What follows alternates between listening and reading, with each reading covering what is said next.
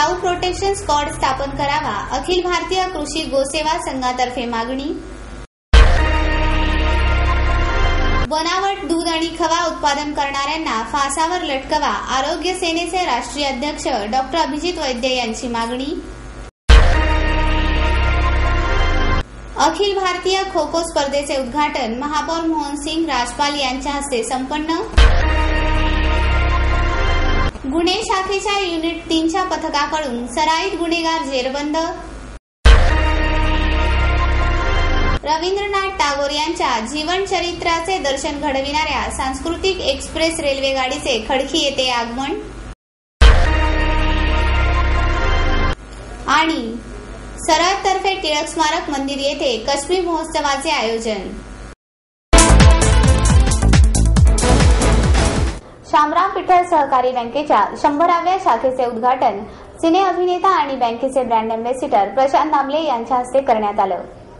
104 वर्षाची प्रदीर्घ वाटचाल असणाऱ्या शामराव विठ्ठल सहकारी बँकेच्या बिबेवाडी येथील 100व्या शाखेचे उद्घाटन सिने अभिनेता आणि बँकेचे ब्रँड अँबॅसिडर प्रशांत दामले यांच्या हस्ते करण्यात आलं.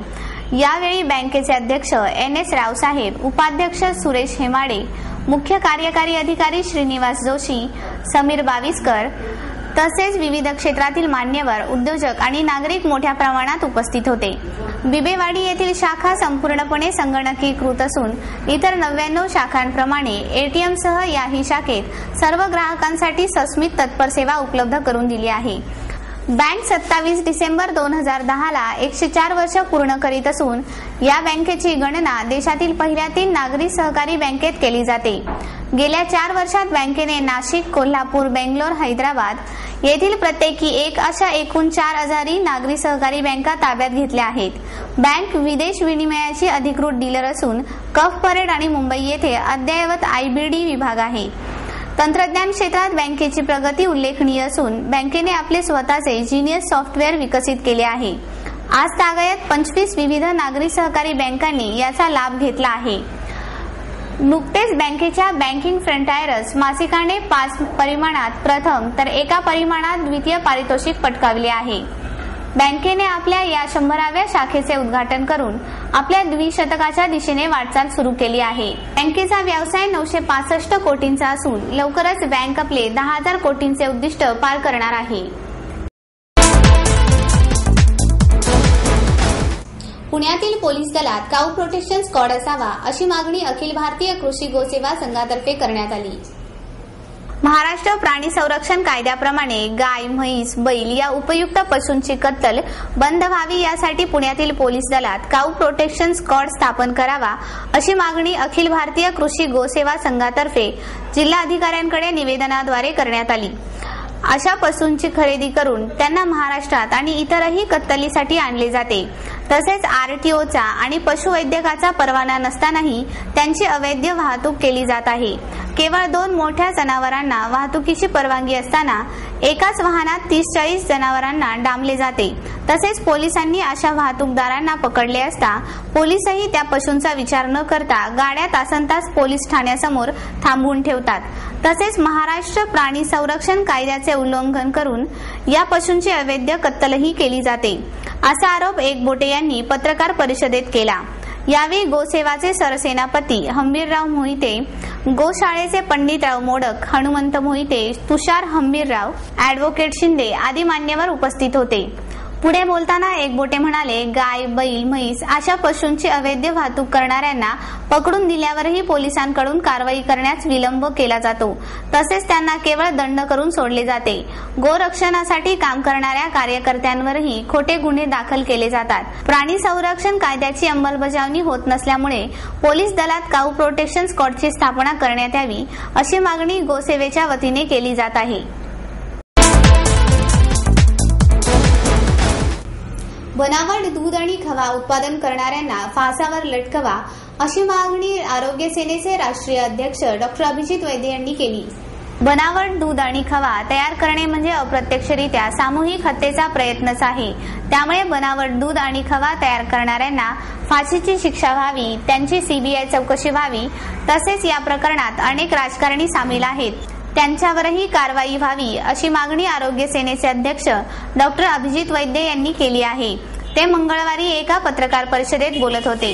यावेळी कामगार नेते भालचंद्र केळकर हेही उपस्थित होते। ऐन दिवाळीच्या तोंडावर पुणे, धुळे, बीड इत्यादी जिल्ह्यात हजारो किलो बनावट खवा, अन्न व औषध प्रशासनाने जप्त केला। अहमदाबाद आणि सुरतहूनही रोज अशा लाखो रुपयांच्या खव्याची उलाढाल होऊन त्यातील हजारो किलो खवा महाराष्ट्रात येत असल्याचे निदर्शनास आले आहे। अशा प्रकारची वाहतूक देशभरातही होत असल्याची शक्यता आहे। त्यामुळे अन्न व औषध प्रशासनाच्या सर्व प्रयोगशाळा त्वरित कार्यान्वित कराव्यात, नमुने तपासण्यासाठी सक्षम असाव्यात अशी मागणी डॉक्टर वैद्य यांनी यावेळी केली।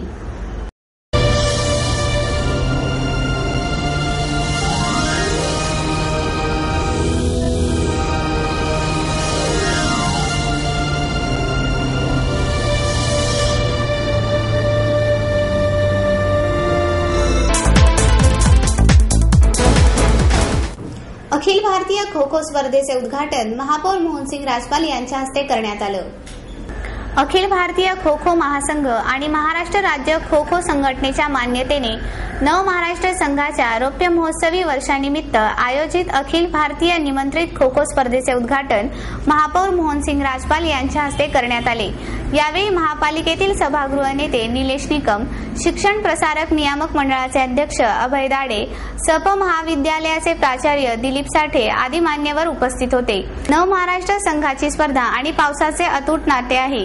या पावसाची हजेरी नेहमीच लागते हे लक्षात घेऊन यंदा स्पर्धेसाठी असलेल्या 2 क्रीडांगणापैकी एक क्रीडांगण पूर्णपणे आच्छादित करण्यात आले आहे। स्पर्धेच्या उद्घाटनाच्या लढतीत शेवटच्या क्षणापर्यंत चुरशीच्या झालेल्या महिलांच्या सामन्यात केरळ संघाने लघुत्तम आक्रमणात मुंबई उपनगर संघाला पराभव करून विजयी सलामी दिली, तर दुसऱ्या दिवशी झालेल्या लढतीत महिलांच्या गटात पुणे जिल्हा संघ, सातारा संघ, तर पुरुषांच्या गटात मुंबईच्या श्री समर्थ, विहंग व सांगलीच्या हिंद केसरी क्रीडा संघाने विजय मिळविला आहे।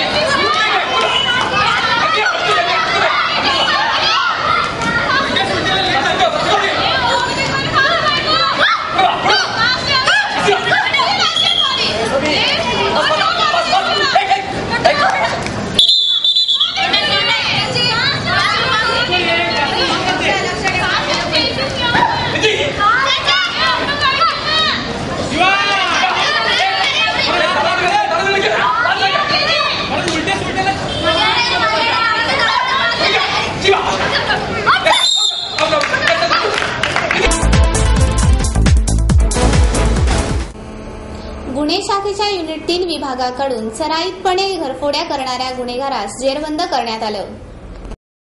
गुन्हे शाखेच्या युनिट 3च्या पथकाने घरफोडी करणाऱ्या सराईत गुन्हेगारास अटक केली। त्याच्याकडून 22 लाखाचा ऐवज हस्तगत करण्यात आला। या गुन्हेगारास 2 वर्षाकरिता तडीपार करण्यात आले होते।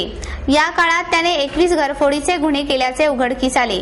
या आरोपीचे नाव दीपक हनुमंत फुलमाळी असून तो राजीव गांधी झोपडपट्टी, पिंपळे गुरव येथील रहिवासी आहे। हा आरोपी पिंपरी बाजारातील शगुन चौकात येणार असल्याची माहिती गुन्हे शाखेला मिळाली असता युनिट 3चे पोलीस निरीक्षक मोहन विधाते यांच्या पथकाने त्याला सापळा रचून अटक केली। त्याच्याकडून गुन्ह्यात वापरलेली चोरीची मारुती कार, सोन्याचे दागिने आणि लगड असा 22,34,000चा ऐवज हस्तगत करण्यात आला। 2009 मध्ये त्याला परिमंडल 3च्या हद्दीतून तडीपार करण्यात आले होते। फुलमाळी हा एकटाच घरफोडीचे गुन्हे करीत होता। 2005 पासून तो या गुन्हेगारीकडे वळला। आतापर्यंत त्याने एकट्याने 21 घरफोडीचे गुन्हे केले आहेत। फुलमाळी यांच्याकडून आणखीन काही गुन्हे उघडकीस येण्याची शक्यता आहे। अप्पर पोलीस आयुक्त आनंद शिंदे, पोलीस उपायुक्त अनंत रोकडे, सहाय्यक पोलीस निरीक्षक मोहन विधाते, पोलीस उपनिरीक्षक जालिंदर तांदळे हे पुढील तपास करीत आहेत। साहित्यिक रवींद्रनाथ टागोर यांच्या जीवनचरित्राचे दर्शन घडविणाऱ्या संस्कृती एक्सप्रेसचे खडकी येथे आगमन झाले आहे। रवींद्रनाथ टागोर यांच्या 150व्या जयंतीनिमित्त सांस्कृतिक एक्सप्रेस ही रेल्वे मंत्रालयाच्या वतीने सुरू करण्यात आली। रेल्वे मंत्री ममता बॅनर्जी यांच्या हस्ते 9 मे 2010 मध्ये या रेल्वे गाडीचा शुभारंभ झाला आहे। आता वर्षभर ही गाडी देशभर सर्वत्र फिरणार आहे। गीतांजली या महाकाव्याकरिता साहित्याचा जागतिक दर्जाचा नोबेल पुरस्कार प्राप्त करणारे साहित्यिक गुरुदेव रवींद्रनाथ टागोर यांच्या अष्टपैलू जीवन कार्याची माहिती सांगणारे उपन्यास, नाटक, पेंटिंग, साहित्य रचना या प्रदर्शनात पाहायला मिळणार आहे। हे प्रदर्शन सर्वांसाठी विनामूल्य खुले राहणार आहे। 5 डब्यांची हे एक्सप्रेस असून ही एक्सप्रेस दिनांक 11 नोव्हेंबर पर्यंत खडकी स्टेशनवर थांबणार आहे।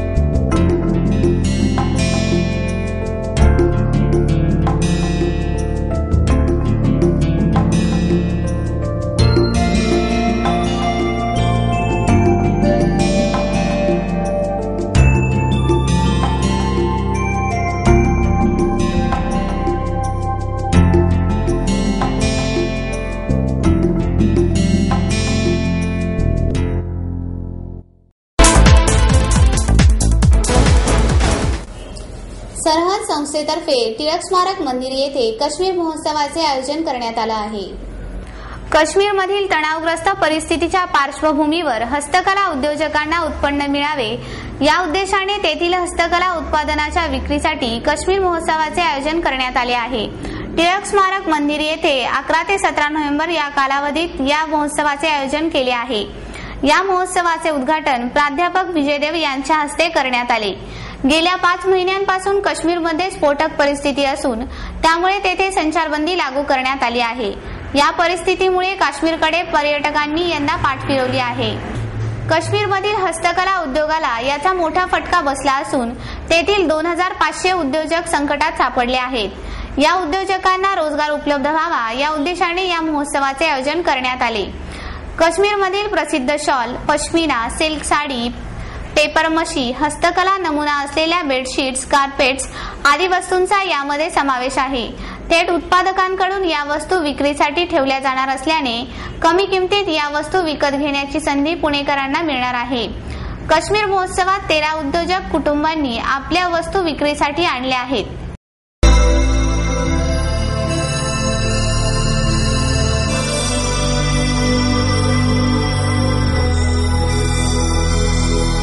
आणि याबरोबरच हे बातमीपत्र संपलं। पुन्हा भेटूया उद्या याच वेळी। नमस्कार।